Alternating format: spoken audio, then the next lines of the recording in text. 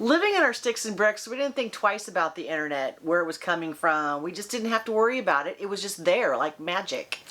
Yeah, living full-time on the road brings a whole new set of challenges to staying connected on the road. Constantly moving locations and traveling all the time. Yeah, it's a little frustrating at times. It wasn't magic. It's not magic. So this video is all about how we stay connected on the road. 3, 2, 1, action.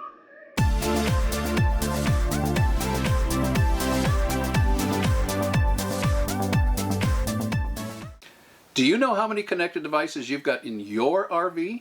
As in smart devices? We sat down and made a list. What did we have? We had 12 altogether. We have 2 smart TVs. We have 2 Roku streaming devices. We have 2 laptop computers. We have 2 tablets, a Wi-Fi printer, and we have 3 Amazon devices, Alexa devices. Yeah, that's 12 devices in our RV. Now, you probably don't have as many devices as we do, but I'll bet you've got at least one smart TV. You've probably got some sort of streaming device, whether it be a Roku or Apple TV device or Google Home device. Smartphones, yeah, tablets. So, you've probably got at least one laptop computer with you when you're on the road. Yeah. And you want to stay connected with Facebook and friends, and you want to stay connected to the internet and get your news, and you want to check your email while you're traveling. And if you're running your business out of your RV, oh my gosh, the amount of items that you've probably got are compounded even more. Right. And you need that connectivity if you're working full time. Right. That's key. Right. So where do we get our internet from for all of our devices? Well, first and foremost, everybody says RV park Wi-Fi. Yeah. Doesn't work all the time. We've been full-timing almost 3 years, and we have yet to find an RV park Wi-Fi that is worthy of us connecting to. Well, they limit you. They do. And you can't stream. Right. So that takes 50% of our things out the door. Yeah. And so then what we did is when we first started full-timing, Verizon offered an prepaid unlimited data plan that we jumped on. It's very, very economical. We were blessed to be able to get it, and that was our go-to plan for a long, long time. Yeah. But what happened? It doesn't always work. Right. We would go in parks, and especially the special parks that we like to go to that are near our children in Texas. We know going in, we'll probably be able to text. Phone calls are, you're at the windows trying to figure out where the best connection is, usually up in the bedroom. No streaming. It's very frustrating. Yeah. So we went with a backup plan. We ended up purchasing an unlimited AT&T plan as well. And between the two services, we can usually, about 80% of the time, find decent coverage. Right. Whether it's Verizon or AT&T. We also have a backup with our T-Mobile phones and their hotspots. So our original T-Mobile plan that we had a number of years ago, we paid extra for a truly unlimited hotspot plan. And between the 3, we can usually make one of those 3 work. But we were still finding that the service was at times not so great. Yeah. It's very frustrating. So let me tell you what happened. So with our Verizon plan, we purchased a mobile hotspot. It's battery operated. You can plug it in with USB to charge it, and we use this with our Verizon plan and our AT&T plan. The problem with these is that they're very small. The antenna is internal, and we were constantly running around from window to window to window to window to find out where the best signal was. And I know we're not the only one that does that. Yeah, and so we even taped it to the window a couple of times. Well, yeah, because you could drop it, never find it again. And so it worked okay. But then we discovered that you could purchase a window mount external antenna, and this has got 2 little suction cups on it, and you just stick it to a window, and then the other end connects to two little outlets in your hotspot device, and this is supposed to be your external antenna. And that didn't work so well either. All this money we're spending trying to find Yeah. good internet. Yeah.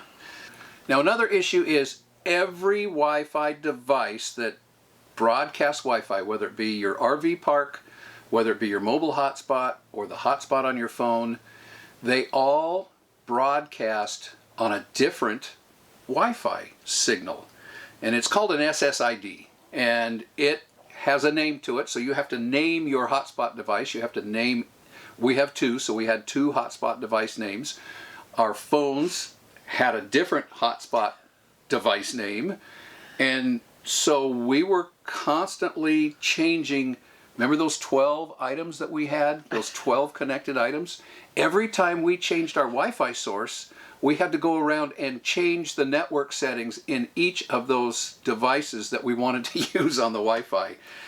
Talk about time consuming and frustrating. Yeah. So what we did is we ended up going with a mobile router. How does a mobile router work? Well, it works just like a router does, a Wi-Fi router does at your home. It takes a signal source from whatever your internet source is. It takes it and then it rebroadcasts it throughout your home. In our case, our mobile router can do this in a variety of ways. So we could use our hotspot and it would receive it and rebroadcast it, but again, we're running around from window to window trying to figure out where the best internet source is. We don't want to do that. The mobile router actually has two SIM slots. So we were able to take the SIM out of our Verizon hotspot and the SIM out of our AT&T hotspot and put them into this mobile router. And now that's its internet source. It actually uses the external antenna on the router, which will be on the roof, and it will take the signal and then rebroadcast it throughout the coach. We determine which one we want to use, whether it be Verizon or AT&T. We usually check them when we get there to figure out what the best signal is. The other thing a Wi-Fi router can do is it can take a signal source from your RV park Wi-Fi, for example, and it will receive it in the outdoor antenna. It will then take that signal and rebroadcast it throughout your coach on its own ID. A mobile router is really the best way to go, and we've got one that we've got, and we're getting ready to put it in our new coach when we get it, so we haven't mounted it permanent in this coach. So what I've done is I've taken command strips and I've attached it to the inside of a cabinet door, and then I've powered it up, and then its antenna, which is going to be an outdoor antenna on our new coach, I've just set it inside the cabinet here, and we're getting great signal with it, whether it be Verizon or AT&T. Yeah. It's done really, really well. So this is our mobile router setup, and we'll show you when we get into our new coach. We'll show you how we're going to install it in that new coach. It's really, really nice. The other thing that you have to be concerned about with internet on the road is what kind of data plan you're going to get. So remember, we've got a grandfathered Verizon plan, we've got a grandfathered AT&T plan, and then we use our mobile hotspots. Those data plans from way back when don't exist anymore. And so we've done a little bit of research for you. We're members of the Mobile Internet Resource Center with Chris and Cherie. They live and breathe this stuff. Yes. That's all they do. They are so good at what they do. They're a great, great resource. And we would highly suggest you go take a look at their website. You can go take a look at some highlights on their website on some of the different products, on some of the different plans. We are members of the Mobile Internet Aficionados plan, and I think it's $97 a year, and you get all of their monthly newsletters, you get all of the updates on their YouTube channel. This is all they do. They test equipment and they test plans, and they do a great job, and we highly suggest you go take a look at their website. We have found a couple of plans that actually Chris and Cherie have recommended. One of them is a T-Mobile data plan. T-Mobile just finally came out with a data-only plan, and you can go to Chris and Cherie and see what they have to say about it. They have a whole list of third-party resellers for AT&T service. They have a whole list of resellers for Verizon service and Sprint service. So if you need a data plan, that's where we suggest you go and take a look. As I say, they just do a great job of researching and coming out with monthly updates on data plans and hardware. Now, one of the things that we want to caution you about is when you go shopping for a data plan. There are some companies, and I'm not going to name anybody because I don't want to, give anybody any indication that we're against a particular company or for another company. When you go shop for a data plan, one of the things that you need to understand is that some of these data plans that are being offered today are being offered, you have to buy the hardware or the equipment to go with that SIM card. There are a number of them on AT&T. They mandate that you either buy their hotspot device or their indoor mobile router without an exterior antenna, or there's just a number of things. So just do your research. Beware that some of these third-party resellers will require you to purchase their hardware in order for your service to work. Now, in our case, our AT&T plan and our Verizon plan, neither of which require us to use their hardware. We actually had to purchase these hotspots for each particular company, and so we were able to take the SIM cards out of those hotspots and put them right in our mobile router, and they've worked beautifully. They're just, I mean, how neat is that? yeah, they work really, really well. So if a mobile router is in your future, just understand when you look at data plans that you want to be sure that you can take that SIM card out of a device and put it in a mobile router, or just buy the SIM card by itself in what they call a bring your own device, or BYOD. So when you're doing your research, those are some things to really be aware of. Now, as we told you a couple of weeks ago, we're in the process of a business venture, building a business venture with some other full-time RVers that we've met on the road. They've got a background in IT and in engineering, and in our discussions with them, they actually had a mobile router in their coach with an outdoor antenna, and it was amazing. Yeah. We were so impressed that we are going to partner with a mobile router manufacturer and a made in the USA outdoor internet antenna, and we're going to put some packages together here in the next few weeks with a new business venture that we have with Brian and Cindy. So right. They cover police, EMTs, ambulances. So that is pretty awesome. Fire departments, Yeah. law enforcement. I mean, these mobile routers are bulletproof. They'll run off of either 12 volt or 110, and that's something when you're shopping for a mobile router, that's something that you know, if that's important to you, and it should be, because as an example, we have our mobile router hooked up to 12 volt, and the reason for that is if we ever lose power going down the road, or we ever lose power in the park, we want that 12 volt to be connected and always working, and so far we're just very, very pleased. Yes. So anyway, that's what we do for our internet service while on the road. That's how we stay connected with you. We're somewhere between 350 and 500 gigabytes per month.